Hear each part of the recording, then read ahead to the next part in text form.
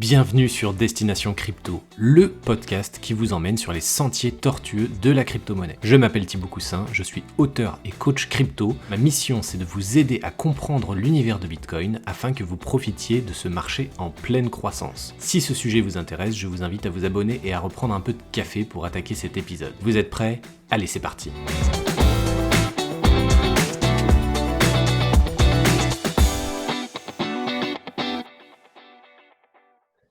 Bienvenue dans ce nouvel épisode de podcast sur Destination Crypto. Aujourd'hui, j'ai la chance de recevoir Edouard qui travaille pour Frame.it et il est CMO, donc responsable marketing. Merci Edouard d'être là, merci de ta présence, merci de ton temps. Comme d'habitude, quel est ton parcours ? Comment est venue l'idée de fonder Frame.it avec ton associé ? Voilà, est-ce que tu peux nous en dire plus sur Frame.it ? Bien sûr. Bon, tout d'abord, merci beaucoup de m'accueillir sur le podcast. J'ai écouté celui avec Elrond Tree et c'est un taf absolument nécessaire que de donner la parole un peu aux builders. Donc, merci pour ça. Donc, Frame.it, ça nous est venu en fait d'une idée. Alors moi, à l'origine, j'étais pas du tout dans ce milieu, je suis pas du tout dans la tech. J'avais un peu d'expérience startup au contact des streamers, gamers français. Puis pour diverses raisons et surtout parce que ça n'a pas trop bien marché, ces projets-là, je suis revenu vers mes premiers amours, quelque chose de plus simple, la restauration. Donc j'ai bossé en restauration et j'aimais quand même le contact avec l'environnement startup. Donc je bossais en tant que barista dans des espaces de travail, des espaces de bureaux partagés. Et c'est lors de cette dernière expérience que j'ai rencontré Yannick, donc mon associé aujourd'hui, qui lui était principal engineer de sa boîte et qui avait une forte appétence pour les crypto-monnaies, pour la blockchain, surtout la technologie. Et m'en a toujours parlé avec passion. Il y a toujours ce petit moment, midi 14h, il venait prendre son café. Et pendant que je faisais le clown derrière le bar, lui m'apprenait pas mal de choses sur la blockchain. Donc c'est comme ça qu'il y a 2 ans, j'ai découvert un peu tout ça. J'ai commencé, bien sûr, comme tout le monde, à me dire je veux devenir riche en quelques mois pour arrêter de travailler à vie. Ça, j'ai vite découvert que c'était un mauvais objectif. Mais par contre, j'ai découvert une technologie incroyable. Et en fait, je lui ai parlé, quand il m'a fait découvrir les NFT, je lui ai raconté que mon parcours, c'était plutôt les streamers, etc. Et que ces NFT semblaient répondre à beaucoup de problématiques en fait, de l'environnement de streaming. Donc c'est comme ça qu'on a commencé à décider de travailler ensemble. Et la réalité du marché des gamers pas prêts pour les NFT a fait qu'on s'est dit peut-être qu'avant d'essayer de percer dans un milieu qui n'est pas prêt à accueillir les NFT, on devrait peut-être déjà voir s'il n'y a pas des choses à régler du côté des NFT, de l'environnement actuel. Et c'est là qu'on a vu qu'il y avait un énorme souci en fait user-friendly dans la communauté crypto, les NFT, les marketplaces. Donc on a dit on va d'abord faire une marketplace.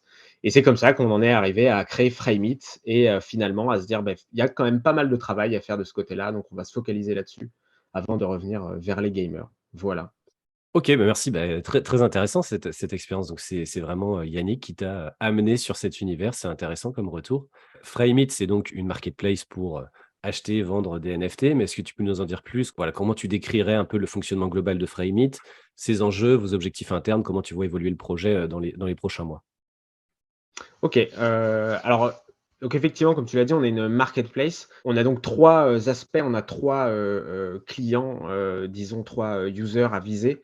D'abord, on a les créateurs. On considère que c'est notre client principal, dans le sens où c'est ceux qui, par leur créativité, leurs idées, leur inventivité, leur talent, vont être capables de construire des projets, vont donner l'énergie pour build, comme on aime bien dire dans ce milieu. Donc, c'est vraiment un peu ce premier client qu'on considère qu'on doit aider, qu'on doit accompagner. Notre boulot, c'est de lui permettre de bien faire le sien. Euh, Ensuite, on a un deuxième client qui est tout aussi important, honnêtement, c'est l'acheteur de marché secondaire.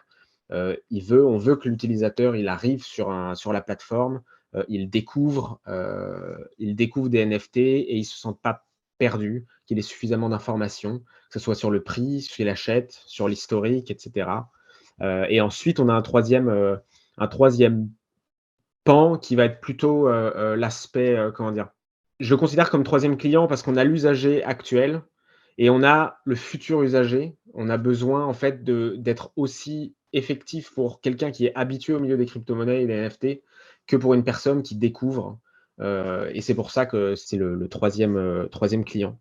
Fremit, c'est une marketplace qui est déjà, fonctionnelle, donc plusieurs outils. On peut vendre en instantané ces NFT à un prix fixe. On peut les vendre, en enchères, en définissant une durée de l'enchère, la possibilité de l'acheter directement à un certain prix aussi pour mettre fin à l'enchère.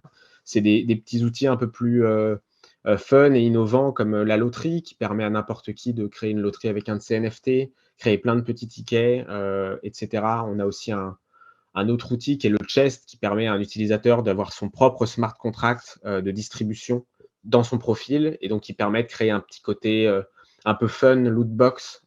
Donc ça, c'est tout l'aspect vente pour le client du marché secondaire. On a ensuite un aspect qui est plus focalisé sur le créateur. Donc, créer des NFT, par exemple, à partir d'une image, tout simplement, d'une musique, d'une vidéo. Le but, c'est d'avoir un UX, UI extrêmement simple, extrêmement user-friendly. Je sais où je mets les pieds quand je vais cliquer sur Create NFT.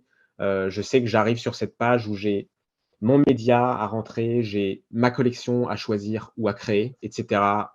On a ensuite une partie un peu plus complexe qui est un peu plus centrale, je dirais, pour les créateurs, sont les smart contracts. Pour déployer un smart contract de Mint qui permet d'avoir des listes d'adresses éligibles pour Mint, qui permet de modifier le prix, mettre une starting date, euh, faire des giveaways directement. Il y en a d'autres, je ne vais pas vous décrire tous les contrats. On en a un de vote, on en a un distributeur qui remplit d'autres fonctions un peu que le Mintable smart contract.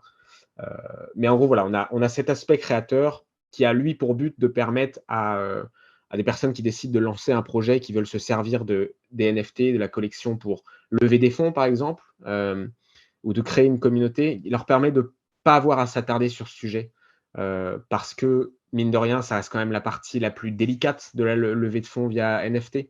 Est-ce que mon smart contract est correct? Est-ce qu'il répond à certaines normes? Est-ce que je vais bien recevoir mes royalties? C'est plein de sujets où on se dit, si ça, on peut en débarrasser le créateur, après, il a le champ libre pour faire ce qui est le plus important pour son projet, c'est-à-dire se focaliser sur le fond, en fait. Notre objectif, c'est de continuer à développer ces deux aspects, l'aspect créateur, toujours permettre plus de liberté et de fonctionnalité pour les créateurs. Et à côté, on souhaite faire de la marketplace un endroit hyper accueillant en fait pour les nouveaux utilisateurs et très fonctionnel pour les utilisateurs habitués. Merci pour ce retour. Effectivement, j'ai utilisé votre plateforme, Frymit, qui est, déjà super, donc bravo, félicitations pour le boulot parce que j'ai créé un NFT sur OpenSea, donc on va dire sur Ethereum, et c'était quand même un peu la galère. Il y a des petits bâtons dans les roues, il faut prévoir des frais, il faut prévoir plusieurs étapes. Ouais, Là, pour le coup, il y a, je sais pas, peut-être 5 étapes, en moins sur votre plateforme. Alors vous utilisez pas non plus, le même écosystème, enfin vous êtes sur Elrond, on en parlera après. Mais du coup, vous avez cette flexibilité qui permet qu'en termes d'UX, UI, comme tu dis, l'expérience utilisateur, c'est clé. Et là, pour le coup, en 30 secondes, voire 1 minute, j'avais quasiment créé mon NFT.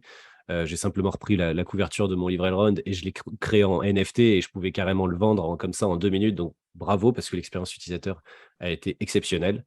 Et j'en ai merci créé beaucoup. sur une ou deux autres plateformes et c'était quand même moins bon. Donc pour l'instant, c'est la meilleure expérience à ce jour pour créer mon NFT. Donc ça, bravo. Comme autre question, vous avez un jeton, le Frame, au sein de votre solution. Pour quelle raison moi, je devrais m'en procurer? Quelle est l'attractivité que vous allez donner à ce jeton? Alors aujourd'hui, le frame est pas, on peut pas s'en procurer. La seule façon de s'en procurer, c'est d'utiliser d'obtenir un de nos Founders Coin NFT, donc soit en l'achetant, soit sur le marché secondaire, soit en le mintant directement. Le token Frame au sein de Framey va permettre en fait de huiler tout cet écosystème, ces mécanismes entre les différents features. C'est un levier en fait le token. Quand on peut gérer la liquidité, quand on peut gérer d'un token, on peut gérer la façon dont on le distribue. On va permettre d'avoir des récompenses sur certaines actions, donc d'incentiver les users à des pratiques différentes. Est-ce que ça sera sur le fait simplement d'acheter sur le marché secondaire, ce qui permet quand même aux utilisateurs et créateur d'avoir cette relation saine, qui est celle de respecter les royalties, ce genre de choses. Il y a beaucoup de choses qui sont imaginées, mais ça restera quand même le sujet le plus grand en termes de travail pour nous, parce qu'il est question d'avoir une tokenomics. Ça va permettre de rendre l'expérience actuelle encore plus puissante, mais c'est encore assez lointain pour que je puisse détailler vraiment toute l'utilisation, l'utilité du frame. OK. Non, mais déjà, c'est clair. Ça veut dire que le frame va être implémenté. Il est pas encore accessible. On sait pas encore vraiment comment il va être exploité au sein de la plateforme, mais il va vous permettre d'avoir des leviers, d'attirer des gens, de rendre le truc un peu plus sympa. Donc OK, et c'est ça tout l'enjeu, c'est de trouver l'attractivité du jeton. C'est quelque chose de pas évident et beaucoup de gens se cassent les dents dessus. Mais voilà, vous aurez cette action-là, vous aurez cette possibilité-là de rendre le truc encore plus fun. Ce jeton Frame, je crois qu'il vient tu me disais, on peut s'en procurer grâce, au Frame-it Founders Token, quelque chose que vous mettez en avant, c'est-à-dire des jetons particuliers sur votre plateforme. Est-ce que tu peux m'en dire plus sur ce jeton et quels seront les avantages de détenir ce jeton? Bien sûr, alors le Founders Coin, NFT est en fait un des premières, comment dire? Dynamiques qu'on a voulu créer, avec Frame.it, qui montrait qu'on voulait apporter un peu plus, qu'une simple place d'échange. Donc on a voulu proposer ce NFT qui nous permettait aussi de montrer notre intention. C'est-à-dire que 90 de la valeur, des revenus en fait qui sont générés par le mint, par l'achat direct de notre NFT sur la plateforme, vont alimenter une pool de staking, dont, toutes les semaines, on offre les récompenses, à un holder, de Founders Coin. Donc c'était une première façon de montrer que derrière un NFT, il peut y avoir une utilité très forte, qui est celle de cette loterie où garde ton NFT et n'importe quand, toutes les semaines, tu peux faire partie de ceux qui vont gagner, une récompense, et tout en montrant aussi que, beh, voilà, 90 ne vient pas à nous, 10 vont dans l'infrastructure, de Frame.it. C'était une façon un peu de montrer, notre philosophie. À ce Foundercoin, on a ajouté au fur et à mesure, du temps, on ajoute des fonctionnalités. Dès qu'on en trouve, en fait, on ajoute une petite fonctionnalité. Ça va être par exemple des features sur le site, puisqu'il y a un indicateur, qui s'appelle l'estimated value d'un NFT.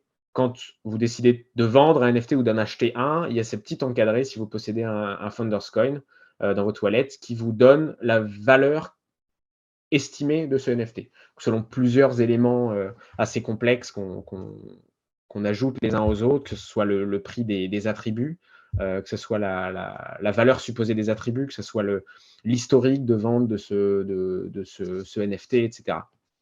Ça, c'est un petit truc qu'on a ajouté.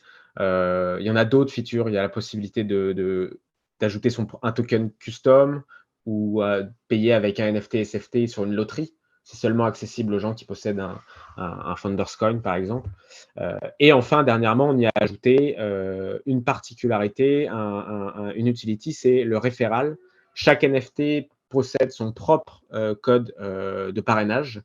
Et quand ce code de parrainage est partagé avec un nouvel utilisateur qui se connectera pour la première fois à Frame.it avec son wallet, l'utilisateur est lié au NFT, devient lié au NFT. Tous ces achats sur Frame.it qui généreront des fees, en fonction de la catégorie du NFT auquel il est rattaché, eh bien, un pourcentage sera envoyé au coffre associé au NFT. Et donc que seul le holder du NFT en question peut venir vider quand il le souhaite.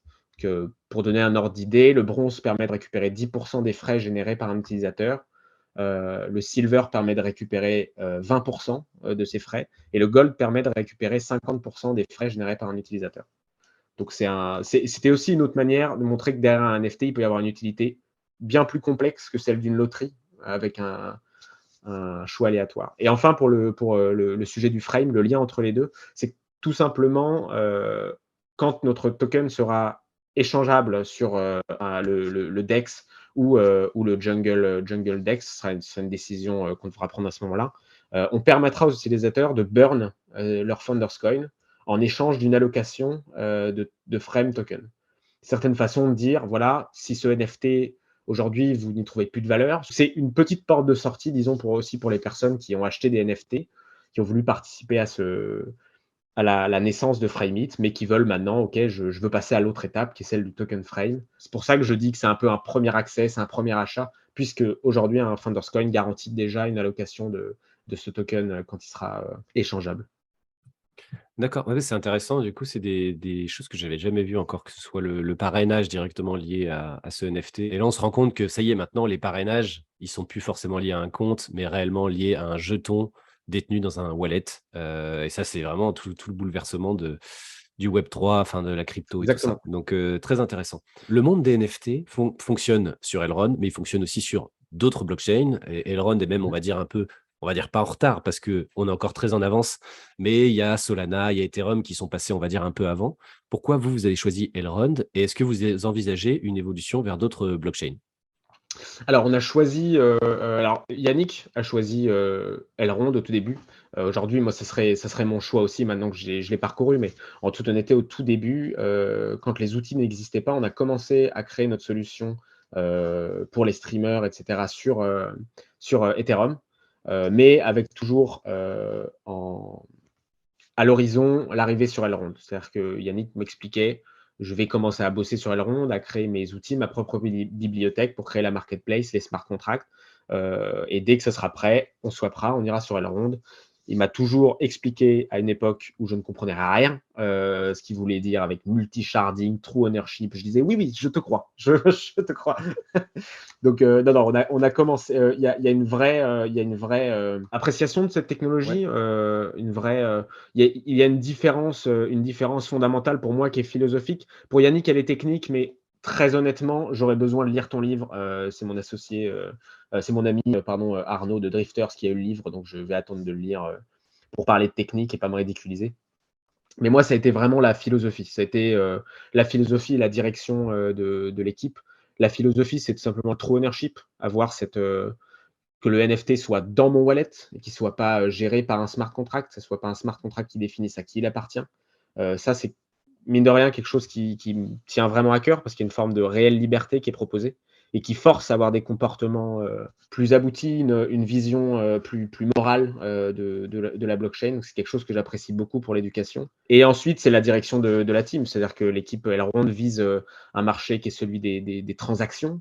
Enfin, on va pas se cacher que ce dernier partenariat avec Mastercard, par exemple, nous montre que ils ont l'intention de jouer ils jouent dans la cour des grands, ils jouent déjà dans la cour des grands et c'est ce qu'il y a de plus prometteur, savoir que cet écosystème, un jour, a de fortes chances d'exploser grâce à cette vision.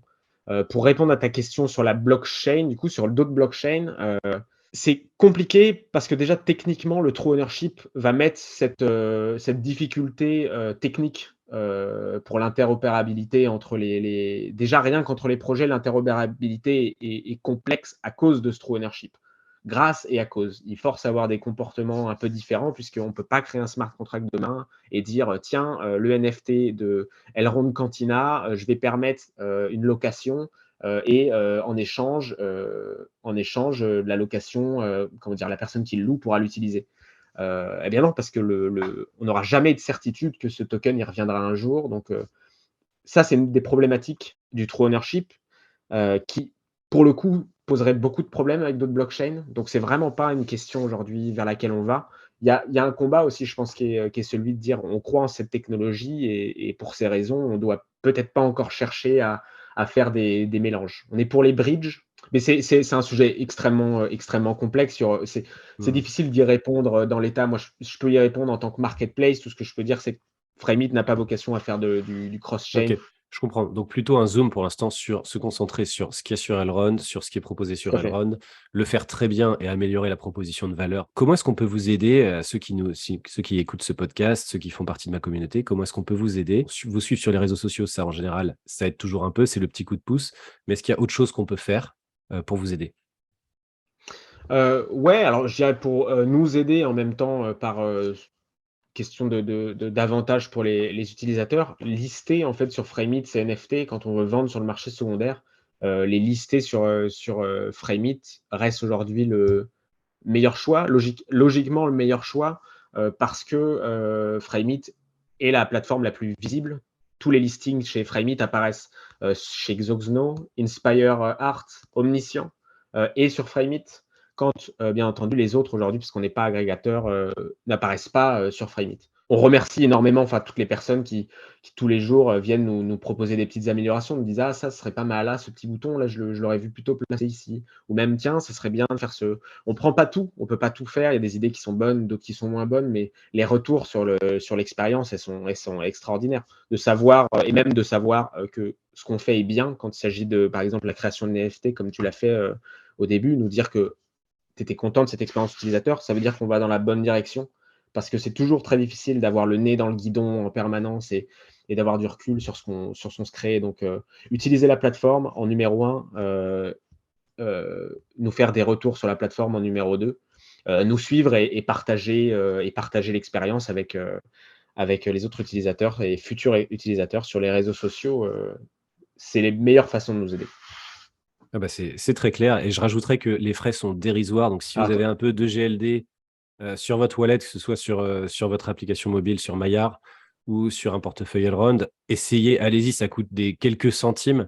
Ça vous fera une expérience, vous aurez créé votre NFT et vous découvrirez cet univers et sur, FrameIT, en plus, l'expérience, elle est top et puis découvrez vraiment par vous-même, mettez les mains un peu dans le cambouis, ça coûte quelques centimes sur Elrond, c'est l'avantage. Allez pas directement sur Ethereum, sur OpenSea où là, ça va vous coûter, peut-être 10 $. Allez sur FrameIT et puis testez, ça vous coûtera que quelques centimes. Si tu avais un débutant en face de toi, Edouard, qui souhaite, investir ou créer dans l'univers de la crypto, au choix, quel serait le conseil que tu lui donnerais? Ça va paraître, un peu bateau parce qu'on l'entend toujours, mais ça a une importance, comme les conseils de grand-mère, qu'on supporte plus, parce qu'on les a toujours entendus, ben, on finit par se rendre compte: «Ah, c'était pas si bête, en fait». Ça serait, le fameux do your own, research, et quand j'entends do your own research, c'est pas juste rechercher ce projet pour investir demain, c'est plus comprendre ce que sont les cryptos, comprendre ce qu'est la blockchain, en quoi, premièrement, c'est une vraie révolution technologique, parce qu'à partir du moment où on comprend quelles sont les intentions et ce que ça peut révolutionner, on peut aussi entrevoir, quels peuvent être les mauvais usages, comment certaines compagnies vont essayer de s'en servir, comment, des gouvernements vont proposer leurs propres cryptos.